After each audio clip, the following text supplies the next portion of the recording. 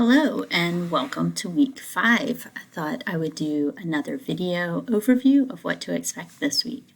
So on Monday we have 3.2 part 2 video assignment. Remember, if you can't make the 10 a.m. deadlines on video assignments, make sure you are completing them the day before.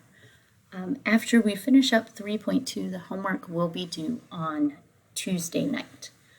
After that, we start section 3.3, and I have broken that video assignment into 2 parts.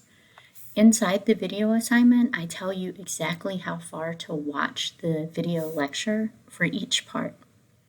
And then on Thursday and Friday, we will cover section 3.4. This is also in 2 parts, 2 video assignments.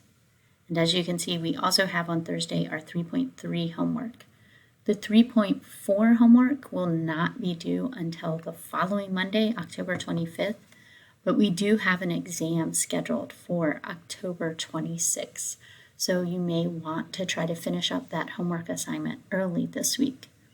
Also this week, if you scroll down to the week 5 folder, I am going to have created a checklist. So in Words, where I have this video posted, so below this video link, you should be able to see a checklist of what we're covering and what is due each day. I'm hoping that maybe writing it out in a list, it will help some of you not miss some of these deadlines. But remember, if you do happen to miss a deadline for a homework assignment, you have late passes you can use. You can also message me and ask me to open it up or extend the date, and that also applies for video assignments. You can't use a late pass, but you can send me a message and request that I open it up.